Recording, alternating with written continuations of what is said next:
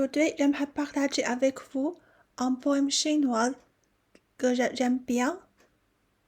Pouvant tête à tête avec ermite dans la montagne. Écrit par Li Bai. En chinois, 山中有与幽人独酌。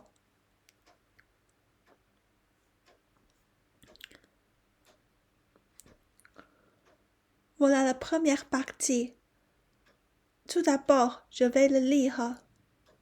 Pouvant tête à tête avec un ermite dans la montagne. Nous pouvons tête à tête aux fleurs du mont souverain. Une tasse, et encore une tasse.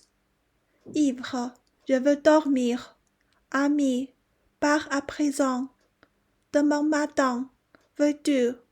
Prends ton luth et repasse. Traduit par Paul Jacob.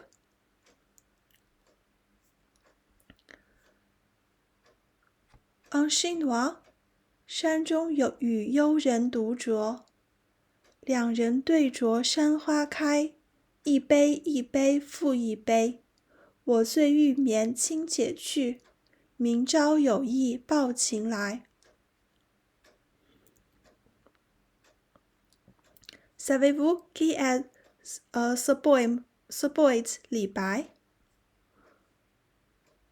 Tout d'abord, il est un des plus grands poètes chinois de la dynastie Tang. Sa famille est de souche chinoise. Il vécut longtemps en Asie centrale avant de s'établir dans le pays de Shu, la province actuelle du Sichuan, dont Li Bai était natif. Dans sa jeunesse, il mène une vie de prêteur et voyage dans tout le pays de la Chine.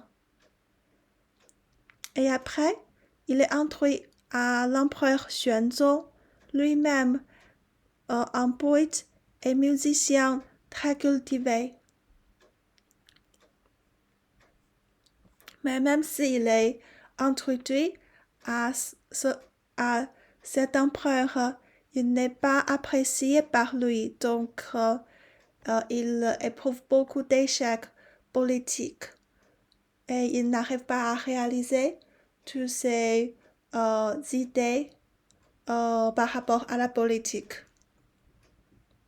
C'est un très grand regret pour Li Bai, mais c'est bon pour son art.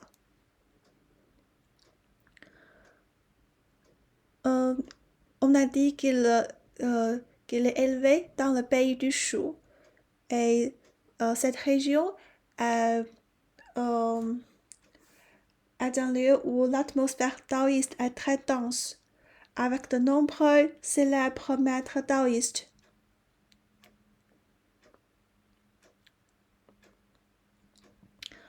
Donc, il est influencé profondément par le taoïsme.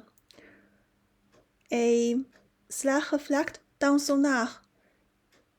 Il est connu pour sa pureté.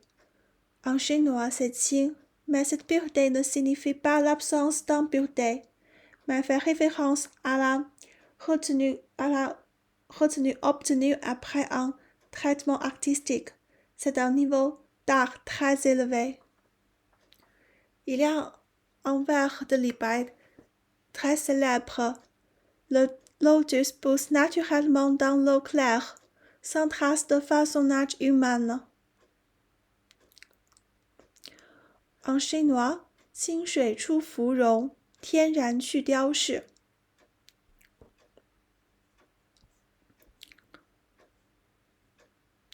Donc maintenant, on regarde ces 4 vers ligne par ligne. Nous pouvons tête à tête aux fleurs du mont souverain.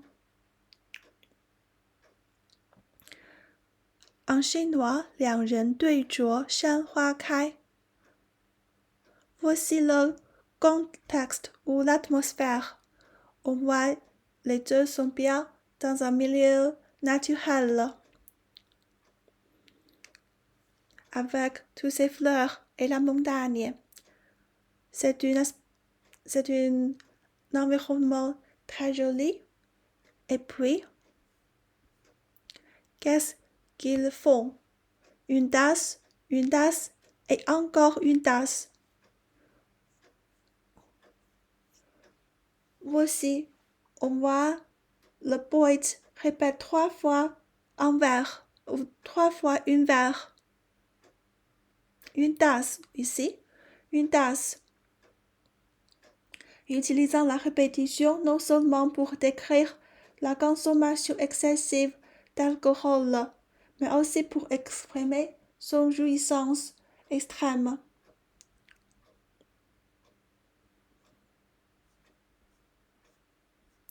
Et après, ivre, je veux dormir, ami, pars à présent.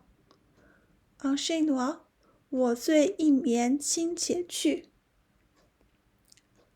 À cause de son accès de boisson, le poète semble avoir été complètement ivre.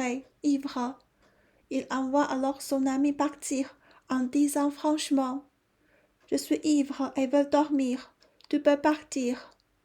Cette phrase, bien connue, dépeint vivement l'état enivré de celui qui boit et illustre la relation profonde entre les deux buveurs qui semblent avoir oublié toute retenue.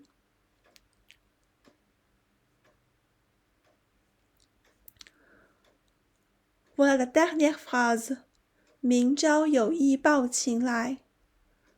Demain matin, veux-tu prendre ton luth et repasse.